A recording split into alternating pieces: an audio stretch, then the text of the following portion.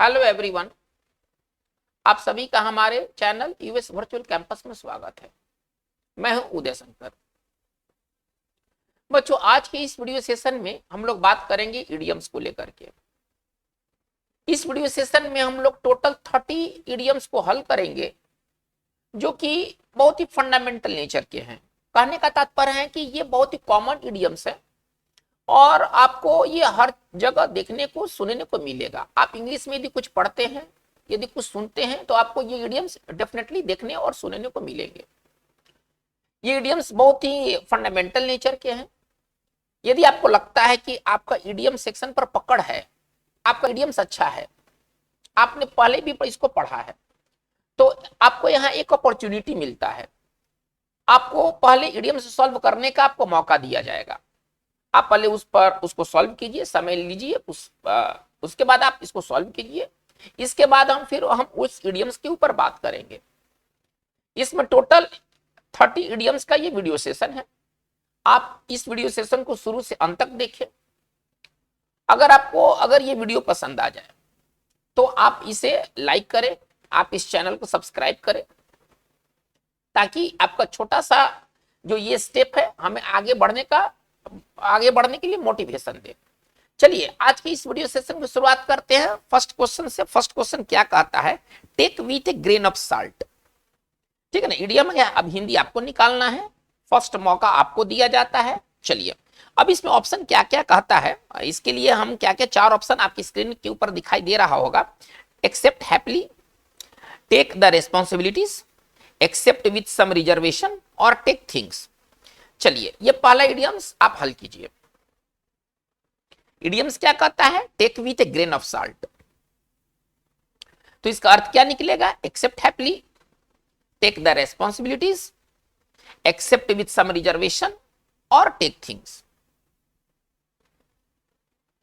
चलिए अगर आपने इन इडियम्स को आपने हल कर लिया है तो इसके आंसर की ओर अब हम लोग आगे बढ़ते हैं। चलिए देखिए, take with a grain of salt का मतलब क्या होता है? आप कोई चीज को स्वीकार करते हैं लेकिन शर्त के साथ।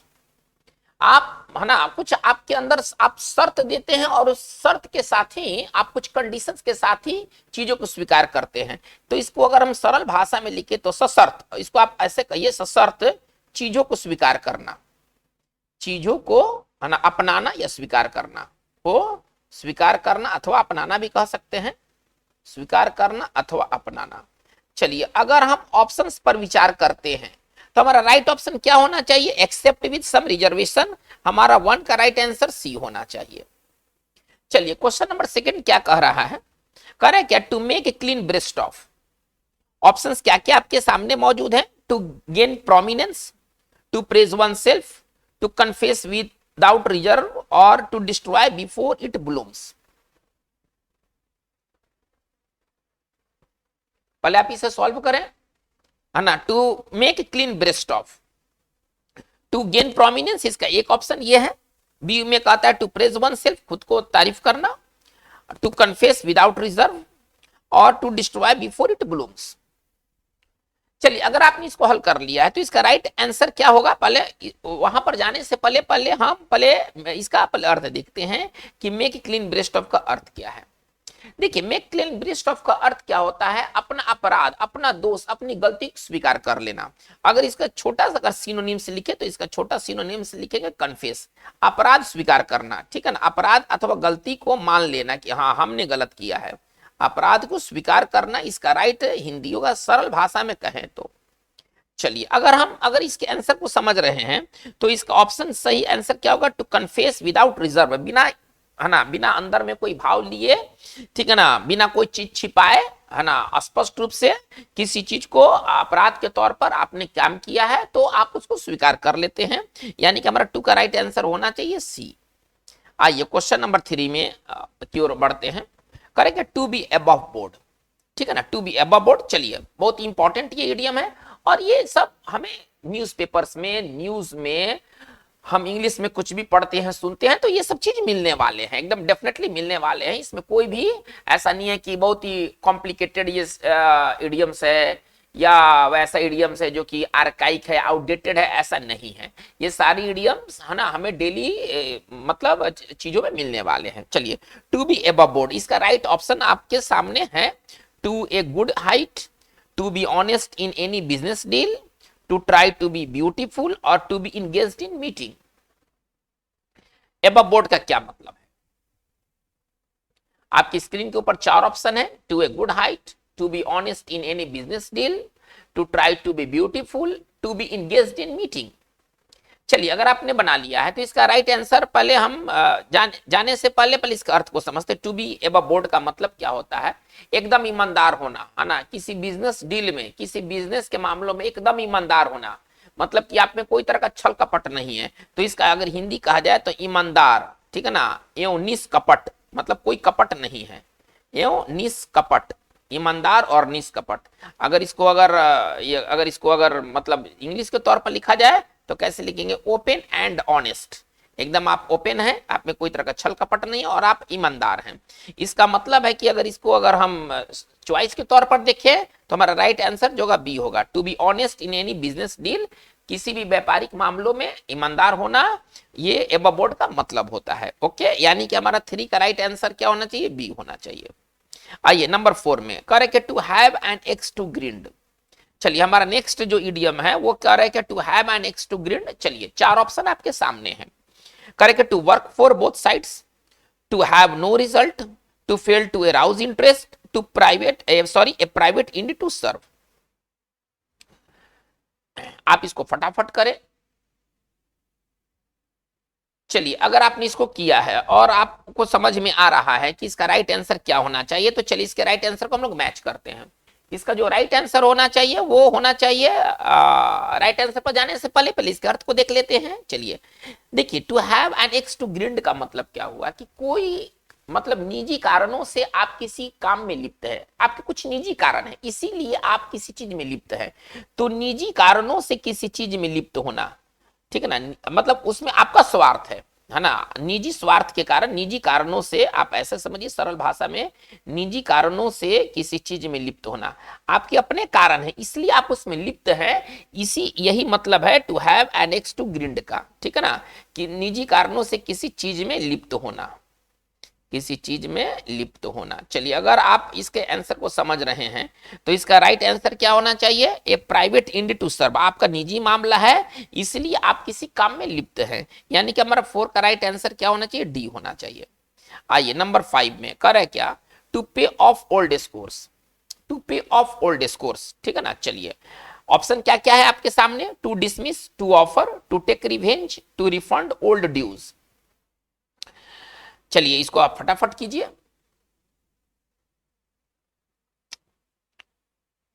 टू पे ऑफ ओल्ड स्कोर्स का क्या मतलब है? देखिए, अब इसका मतलब अगर सरल भाषा में कहें तो पुराना जो हिसाब किताब है, जो ओल्ड स्कोर है, उसको चुकता करना, पुराना हिसाब चुकाना।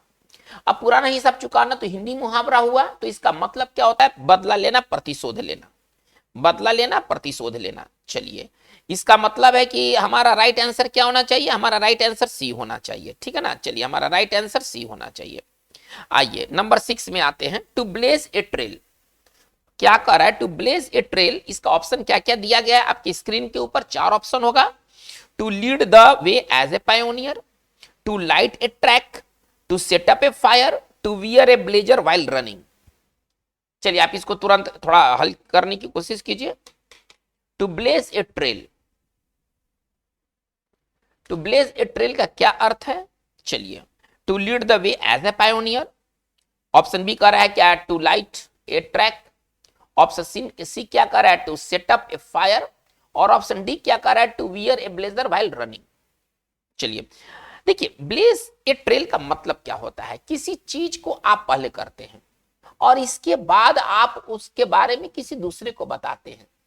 पहले आप करते हैं और फिर उसके बारे में आप किसी दूसरे को बताते हैं। मतलब इसका अर्थ ये हुआ, सरल भाषा में कहें तो किसी काम में अग्रणी होना, किसी काम को आप स्वयं करते हैं, इसके बाद कोई करता है, यानी कि इसको अगर हम कहते हैं तो किसी काम में अग्रणी होना। अगर सरल भाषा में कहें किसी काम में अग्रणी होना, ये आपका है ब्लेज ए ट्रेल का मतलब, ठीक है ना, ये इसका मतलब ये ब्लेज ए ट्रेल का अर्थ ये वह किसी काम में अग्रणी होना, यानी कि हम क्या करेंगे, टू लाइट ए ट्रैक, है ना, टू सेटअप ए फायर, ये सब होने वाला नहीं, to lead the way as a pioneer, आप मार्गदर्शक बनते हैं, है ना, और मार्गदर्शक के रूप में आप लीड करते हैं, यानी कि 6 का राइट आंसर हमारा क्या होना चाहिए, 6 का राइट आंसर हमारा ए होना चाहिए।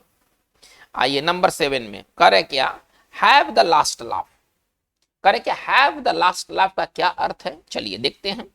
To crack the final joke, ठीक है, to be victorious at the end of an argument, laugh only after understanding something, to be, चौथा क्या है, to be of a cheerful nature. चलिए आप इसको थोड़ा जल्दी करने की कोशिश कीजिए, हैव द लास्ट लाफ, ठीक है ना, ये बहुत इंपॉर्टेंट इडियम है और ये इडियम मतलब मल्टीपल टाइम्स ही पूछा गया इडियम से। चलिए तो अगर आपने कर लिया है, आपको लगता है कि आप कर लेंगे, तो इसका मतलब क्या होता है, हैव द लास्ट लाफ का मतलब क्या होता है, अंत में जाकर के, है ना, अंत में जाकर के सफल होना, अंत में जाकर के विजयी होना। अगर आप कोई चीज को शुरू में परेशानी आपको परेशानी आपको बाधा डालती है तो आप हंसते हैं, लेकिन आप अंत में जाकर हंसते हैं, तो इसका मतलब क्या है कि मतलब इसका मतलब होता है कि अंत में जाकर के सफल होना। अगर इसको सरल भाषा में लिखे तो अंत में सफल होना, अंत में विजयी होना। चलिए अगर हम ऑप्शंस को देखते हैं तो इसका राइट ऑप्शन होना चाहिए बी होना चाहिए, to be victorious at the end of an argument, है ना, अंत में जाकर के आप विजयी बनते हैं, यानी कि हमारा 7 का राइट आंसर क्या होना चाहिए, हमारा 7 का राइट आंसर बी होना चाहिए। आइए नंबर 8 में करें, give the game away, give the game away का मतलब क्या होता है, loose the game, give out the secret, play badly और विथड्रॉ फ्रॉम द गेम। चलिए इसको आप थोड़ा जल्दी जल्दी करने की कोशिश कीजिए। गिव द गेम अवे, इसका राइट चॉइस क्या दिया गया है, आप पहले इसका राइट चॉइस पहले खोजिए। Lose the game, give out the secret, play badly, withdraw from the game. देखिए गिव द गेम अवे का मतलब क्या होता है ना, कोई भेद खोलना, रहस्योभेदन करना, डाइवल्ज ए सीक्रेट। इसको अगर हम सरल भाषा में तोड़ के लिखे तो क्या लिखेंगे, डाइवल्ज ए सीक्रेट। ये इसका मतलब होता है कि राज की बात कहना, राज की बात बताना, है ना, कोई सीक्रेट बात को बताने को कहते हैं गिव द गेम अवे। अगर हम ऐसा करते हैं तो इसका राइट आंसर क्या आएगा, है ना, गिव आउट द सीक्रेट, यहाँ सीक्रेट लिखा हुआ है, यानी 8 का आंसर जो होगा वह हमारा बी होगा। आइए नंबर 9 में आते हैं, कर है क्या, come off with flying colours, flying colours है। चलिए भाई फ्लाइंग कलर्स ये बहुत इंपॉर्टेंट इडियम है, ये बहुत इंपॉर्टेंट इडियम है, ठीक है ना। Come off with flying colours का क्या मतलब है, emerge with honour and great success, dressed in bright colours, wearing flashy robes, और रिटर्न टू कलरफुल थॉट। चलिए आपको इसमें से एक सही आंसर को पाना है, come off with flying colours. चलिए ऑप्शन क्या क्या है, emerge with honour and great success, dressed in bright colours, wearing flashy robes, और डी में करें कि रिटर्न टू कलरफुल थॉट। चलिए अगर आपने आंसर बना लिया है तो कम ऑफ विथ फ्लाइंग कलर्स का मतलब क्या होता है ना, कि अच्छे शानदार तरीके से सफल होना। आप ऐसा समझिए, इसको अगर हम सरल भाषा में कहें तो शानदार तरीके से सफल होना, शानदार तरीके से सफल होना। चलिए अगर हमें कोई ऐसा लगता है कि कोई अगर इडियम है तो इसका राइट आंसर ए होना चाहिए, emerge with honour and great success, ठीक है ना। चलिए 9 का आंसर हमारा ए होगा। आइए नंबर 10 में आते हैं, a wild goose chase, a wild goose chase का क्या मतलब है, एन एब्सोल्युटली होपलेस इंटरप्राइज, करे क्या hunting wild birds, A complexity of influences, और डी में करे क्या doing something without prior notice. चलिए देखिए ये वाइल्ड गूस चेस का मतलब क्या होता है कि वैसा सर्च जो कभी पूरा नहीं होने वाला है, एक मतलब कि बेकार का काम आप कर रहे हैं, या आप वैसे चीजों को सर्च कर रहे हैं जो कि कभी वो पूरा होगा ही नहीं, तो होपलेस सर्च इसको आप कह सकते हैं ना। आप इसको सरल भाषा में कह सकते हो होपलेस सर्च, एक वैसा सर्च जो कभी पूरा नहीं होने वाला है, कभी पूरा नहीं हो पाने वाला है ना कोई चीज। तो इसका राइट आंसर क्या होना चाहिए, एन एब्सोल्युटली होपलेस इंटरप्राइज। 10 का राइट आंसर हमारा ए होगा। चलिए और इसको आप अगर सिंपल भाषा में कहें तो निरर्थक बेकार आप कह सकते हैं, ठीक है ना, निरर्थक है ना, या बेकार आप इसको कह सकते हैं। चलिए ये बेकार का कार आप कह सकते हैं, ठीक है ना। चलिए नंबर हमारा 10 का राइट आंसर ए होगा। आइए 11 में कर है क्या, make one's flesh creep, make one's flesh creep का क्या मतलब है। चलिए ऑप्शन आपके सामने दिए गए हैं, to abuse someone, to flatter someone, to confuse someone, to frighten someone. Make one's flesh creep, है ना, क्रीप का मतलब रेंगना, फ्लेश का मतलब मांस, लग रहा है कि आपका मांस रेंग रहा है, तो मांस रेंगना तो कोई ऐसा होता नहीं है। हाँ, इसका जरूर अर्थ होता है डरा देना, भयभीत करना, है ना, भयभीत करना अथवा डरा देना। इसको सरल भाषा में कहें, भयभीत करना अथवा डरा देना, भयभीत करना अथवा डरा देना। इसका मतलब है कि इसका राइट आंसर क्या होना चाहिए? इसका राइट आंसर होना चाहिए टू फ्राइटन समवन, है ना, डराने के लिए वर्ड फ्राइटन है, डराने के लिए वर्ड फ्राइटन है, यानी कि 11 का राइट आंसर होगा डी होगा। आएगा 12 में, correct, to die in harness. ये बहुत, ये समझिए कि ये बहुत ही कॉमन ये इडियम्स है, और ये एसएससी के एग्जाम्स में ये कई बार पूछे गए हैं, ये एक दो बार नहीं, कई कई बार पूछे गए हैं। टू डाई इन हार्नेस का क्या मतलब है? चलिए, to die in battle, to die while in service, premature death, और टू डाई अनटाइमली। चलिए, अगर आपने बना लिया है तो चलिए इसके अर्थ को पहले समझते। डाई इन हार्नेस का क्या मतलब है? नौकरी करने के दौरान मर जाना। यदि कोई व्यक्ति सर्विस कर रहा है और उसी दौरान वो मर जाता है तो उसका मतलब होता है डाई इन हार्नेस, यानी कि नौकरी के दौरान, है ना, नौकरी के दौरान मर जाना। अभी रिटायरमेंट बाकी है कि आप, है ना, उसी के दौरान आप मर गए। अभी नौकरी का भी, नौकरी से रिटायरमेंट होने का भी समय बाकी है, लेकिन आप मर गए हैं, तो नौकरी के दौरान मर जाना, है ना, तो ये होता है आपका डाई इन हार्नेस। यानी कि हमारा 12 का राइट आंसर क्या होना चाहिए? 12 का राइट आंसर बी होना चाहिए। आइए क्वेश्चन नंबर 13 की तरफ आते हैं। करेक्ट, ए फॉरलॉर्न होप, है ना, एक फॉरलॉर्न होप का क्या मतलब है? चलिए ऑप्शन देखते हैं। Hope of a stupid person, hope of an intelligent person, hope about bright future, a plan which has no success, chance of success, sorry, a plan which has no chance of success. चलिए, forlorn hope का मतलब आप पहले ढूंढिए, answer पहले निकालिए, इसके बाद फिर हम लोग बात करेंगे।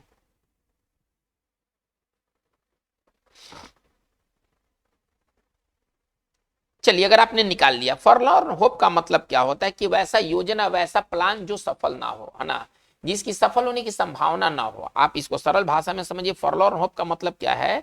जिसे, है ना, सफल होने की संभावना ना हो, सफल होने की संभावना ना हो, संभावना ना हो। चलिए, इसका मतलब है कि हमारा राइट आंसर क्या होना चाहिए? A plan which has no chance of success, यानी कि 13 का राइट आंसर क्या बनेगा? 13 का राइट आंसर डी होगा।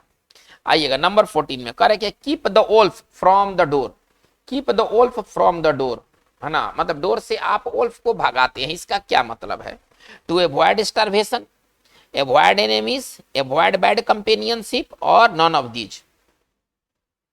एक का चुनाव करना है। कीप द वोल्फ, है ना, फ्रॉम द डोर, अगर आप वोल्फ को डोर से दूर रखते हैं, इसका मतलब यह है कि आप गरीबी को दूर रखते हैं, भूखमरी को दूर रखते हैं, ठीक है ना। चलिए, गरीबी या भूखमरी को दूर रखना, है ना, क्योंकि जो वोल्फ है ना, वो गरीबी का संकेत है, वो भूखमरी का संकेत है, तो गरीबी या भूखमरी को दूर रखना,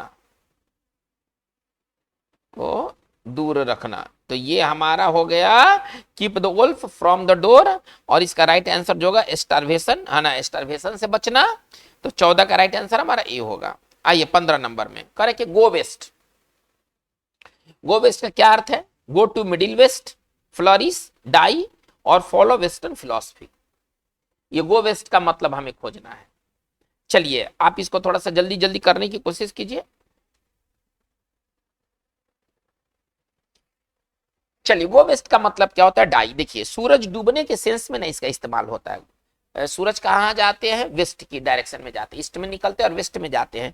तो गो वेस्ट ये सन के मामलों में ये इस्तेमाल होता है, हर जगह नहीं।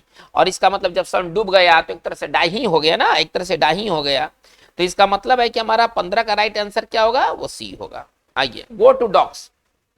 चलिए चलिए, गो टू डॉग्स का क्या मतलब है? End in ruin, get comforts for your pet dogs, take dogs for a walk, make people unduly annoyed। आपको ये गो टू डॉग्स का अर्थ निकालना है। इंड इन रूइन, चलिए, gate comforts for your pet dogs। चलिए, सी में क्या कर रहा है कि take dogs for a walk, और डी में कर रहा है कि मेक पीपल, है ना, अनड्यूली एनवायर्ड। देखिए, गो टू डॉग्स का मतलब होता है बर्बाद हो जाना, है ना। अगर आप गो टू डॉग्स जाते हैं तो आप बर्बाद हो जाते हैं। गो टू डॉग्स का राइट अर्थ अगर हम निकाले तो इसका हिंदी होता है बर्बाद हो जाना। चलिए अब इसका मतलब है कि हमारा आंसर क्या होना चाहिए, गो टू डॉग्स का अर्थ क्या होना चाहिए, अगर इससे अगर हम लेते हैं तो इंड इन रूइन, है ना, बर्बादी के साथ खत्म हो जाना। तो हमारा 16 का राइट आंसर ए होगा। आइएगा 17 में, कह रहा है क्या, between the devil and the deep blue sea. Blue नहीं है, ब्लू हम दे सकते हैं, कभी कभी ब्लू आपको मिलेगा। एक बार फिर से इडियम को सुना जाए, between the devil and deep sea. चलिए ऑप्शन क्या क्या है, acting neutral, between two equally unacceptable choices, shifting to another country to escape from the law, और डी ऑप्शन क्या कहता है, running from one end to the other. चलिए between the devil मतलब इधर कुआं है और इधर खाई है, जैसे हम लोग हिंदी में समझते हैं, इधर कुआं इधर खाई, मतलब असमंजस में आ पड़ना, आपको पता नहीं कि वो करना क्या है, दोनों तरफ इक्वल इंपॉर्टेंट है ना, इक्वली इंपॉर्टेंट चीज है। तो इसका मतलब है कि अगर इसको सरल भाषा में कहें तो इसका हिंदी होता है असमंजस में पड़ना। अगर इसको सरल भाषा में लिखे तो इसका हिंदी होता है असमंजस में पड़ना, यानी कि हमारा क्या होना चाहिए, between two equally unacceptable choices. ठीक है ना, 17 का राइट आंसर हमारा बी होगा। आइए 18 में, the writing on the wall. अगर वॉल के ऊपर अगर राइटिंग हो इसका मतलब क्या होता है, चलिए ऑप्शंस क्या क्या दिया है, scribbling on the wall, writing that makes little sense, and endless and fruitless task, and an event that shows impending disaster.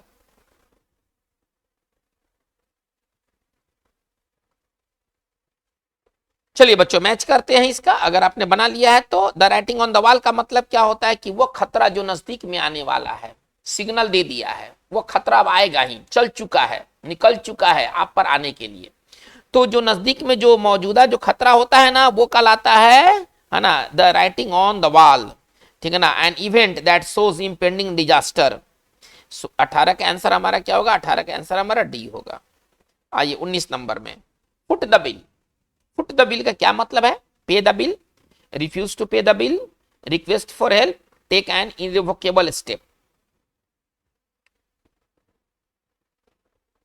चलिए अगर आपने बना लिया, फुट द बिल का मतलब होता है बिल अदा करना, बिल चुकाना। इसको अगर सरल भाषा में कहें तो बिल चुकाना, बिल अदा करना, बिल चुकाना, बिल अदा करना।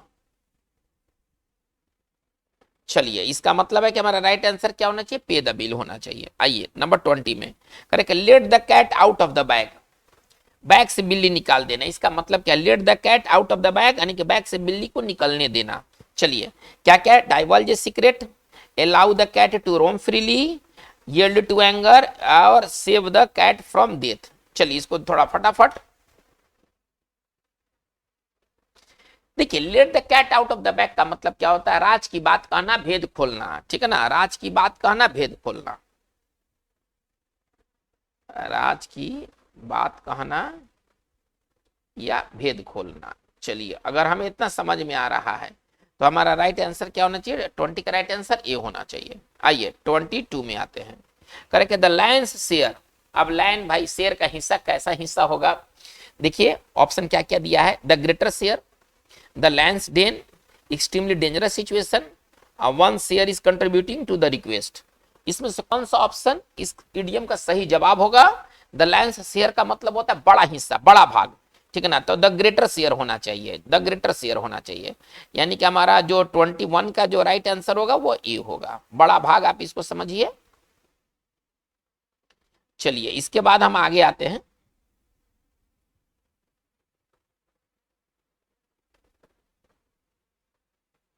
चलिए करेक्ट है, टू टेक इनटू अकाउंट, है ना, टू टेक इनटू अकाउंट का मतलब कहता है विचार करना, किसी चीज पर विचार करना कहलाता है टेक इनटू अकाउंट। आसान है, ये बहुत आसान है, विचार करना ये है टेक इनटू अकाउंट, और इसका राइट आंसर हो जाएगा कंसीडर, इसका राइट आंसर हो जाएगा कंसीडर। 22 का आंसर जो होगा वो डी होगा। आइए नंबर 23 में, correct, a man of letters. A man of letters का क्या मतलब है, चलिए, a great writer of letters, of wide contacts, proficient in literary art, और नॉन ऑफ दीज। चलिए इसको आप थोड़ा सा बनाइए इसको, ए मैन ऑफ लेटर्स का मतलब क्या होता है, अगर सरल भाषा में कहे ना तो इसका मतलब होता है विद्वान व्यक्ति, इसका अर्थ होता है विद्वान व्यक्ति। अगर हम विद्वान व्यक्ति के लिए इसमें अगर सही अगर हम ऑप्शन खोजें तो प्रोफिशिएंट निपुण होगा, है ना, साहित्यिक मामलों में, है ना, जो साहित्यिक मामलों में जो निपुण होते हैं ना वो कहलाते हैं मैन ऑफ लेटर्स। लेकिन वही चीज हम दूसरे शब्दों में कर रहे हैं, विद्वान व्यक्ति को भी हम तो यही कहेंगे। तो इसका मतलब है कि हमारा 23 का राइट आंसर क्या होगा, 23 का राइट आंसर सी होगा। आइए 24 में करे क्या, read between the lines. Read between the lines का क्या मतलब है, to read slowly, understand the sense rather than the actual words, understand the meaning of a words and not the sense, और read superficially। चलिए read between the lines का क्या मतलब है, ठीक है ना, तो इसका राइट मतलब होना चाहिए अंडरस्टैंड द सेंस, सेंस समझना, है ना, एक्चुअल वर्ड के अर्थ समझने के मुकाबले आपको सेंस समझना है, अंडरस्टैंड द सेंस आपको सेंस समझना है। यानी कि हमारा 24 का राइट आंसर क्या होगा, 24 का राइट आंसर बी होगा।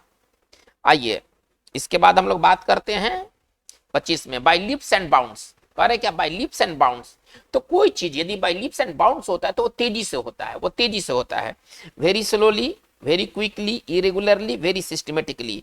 इसका राइट आंसर होना चाहिए वेरी क्विकली, है ना, 25 का राइट आंसर बी होगा। चलिए 26 में आते हैं, कह रहा है क्या, ब्लू आइड बॉयज, नीली आंखों वाला बॉयज, ठीक है ना, इसको कौन सा भाई बॉयज कहेंगे, royal children, young boys, foreigners और फेवरेट्स। तो देखिए जो ब्लू आइड बॉयज होते हैं ना ये प्यारा होते हैं और फेवरेट्स होते हैं, यानी कि 26 का राइट आंसर हमारा डी होगा, ठीक है। चलिए आते हैं नंबर 27 में, to leave someone in the lurch, किसी को लर्च में छोड़ देना, इसका क्या मतलब है भाई, to come to compromise with someone, है ना, constant source of annoyance to someone, to put someone at ease, और डी में है क्या, to desert someone in his difficulties. तो इसका राइट आंसर क्या होना चाहिए, पहले आप स्टेप ले, इसके बाद फिर हम बात करेंगे। देखिए to leave someone in the lurch का मतलब क्या होता है ना, कि किसी को मुसीबत में छोड़ देना, कठिनाई में छोड़ देना, ठीक है ना, किसी व्यक्ति को कठिनाई या मुसीबत में छोड़ना, किसी व्यक्ति को कठिनाई या मुसीबत में छोड़ना, ये कहलाता है आपका to leave someone in the lurch. अगर है तो इसका राइट आंसर क्या होना चाहिए, ठीक है ना। चलिए इसका राइट आंसर क्या होना चाहिए, टू डिजर्ट, डिजर्ट मतलब छोड़ देना, डिजर्ट का मतलब ये होता है छोड़ देना, आप ऐसा समझिए। देखिए सवाल में पूछा है to leave someone in the lurch, answer में डिजर्ट दे दिया है तो आपको थोड़ा डिजर्ट थोड़ा परेशान करेगा, तो डिजर्ट का मतलब छोड़ना होता है, ठीक है ना। चलिए यानी कि हमारा 27 का राइट आंसर क्या होगा, 27 का राइट आंसर डी होगा। आइएगा 28 में, कह रहे हैं क्या, to wear one's heart on one's sleeve, है ना, to wear one's heart on one's sleeve, यानी कि इसका मतलब है कि अपने हार्ट को निकाल करके और बाह पर लगा देना, माना अपना दिल निकाल करके बाह पर रख देना, ये नहीं है, ये तो इडियम्स का सामूहिक अर्थ होता है, ये तो अलग अलग मैंने निकाला ना। तो इसका मतलब क्या होता है ना, कि चलिए इसका मतलब होता है to show one's feeling, to be most intimate, to love passionately, to do the right things. इसका मतलब होता है, देखिए दिल क्या होता है ना, दिल भावना का चीज होता है, और आप हाथ पर रख देते हैं तो इसका मतलब है कि जो भी भावना है, क्रोध प्रेम का जो भी भावना है ना, आप इसे लोगों के सामने दिखलाते हैं, ठीक है। तो इसका मतलब होना चाहिए, है ना, to be most intimate, sorry इसका होना चाहिए टू शो वंस फीलिंग, ठीक है ना, इसका आंसर होना चाहिए टू वंस फीलिंग, यानी कि 28 का राइट आंसर ए होगा। आइएगा 29 में, एट वंस विथ इंड, ठीक है ना, एट वंस विथ इंड का क्या मतलब है, to work hard, to get puzzled, to be intelligent, to be stupid. At one's wit's end का क्या मतलब है, इसका मतलब है ना, देखिए to at one's wit's end का मतलब है ना, कि मतलब इसको आप समझिए कि चकरा जाना, इसको आप सरल भाषा में कहें तो इसका हिंदी होता है चकरा जाना, बुद्धि काम नहीं कर रहा है आपका, वीट मतलब बुद्धि, वीट तो इंड हो गया है, बुद्धि तो खत्म हो गया है, तो ये बुद्धि खत्म होने का मतलब होता है चकरा जाना, ठीक है ना। तो इसका राइट आंसर होना चाहिए गेट पजल्ड होना चाहिए, नहीं 29 का राइट आंसर बी होगा। आइए 30 में, टू क्राई ओल्फ, है ना, मतलब ओल्फ आया हम लोग कैसे चिल्लाते हैं, लेकिन एक्चुअली ओल्फ आता नहीं है, ओल्फ एक दिन अचानक आ जाता है। तो टू क्राई ओल्फ, चलिए to listen eagerly, to give false alarm, to turn pale, और टू कीप ऑफ स्टार्वेशन। तो अगर आप क्राई करते हैं ओल्फ को, इसका मतलब ये होता है कि आप, है ना, झूठ का आप ढिंडोरा पीटते हैं, भेड़िया है, लेकिन ऐसा आता होता कुछ है नहीं, यानी कि 30 का राइट आंसर हमारा बी होगा। तो बच्चों आज के वीडियो सेशन में हम लोगों ने टोटल 30 सवाल को किए हैं, जो कि बहुत इंपॉर्टेंट ये इडियम्स हैं आगे आने वाले परीक्षाओं के लिए भी। आज की बात बस इतना ही। Thank you very much.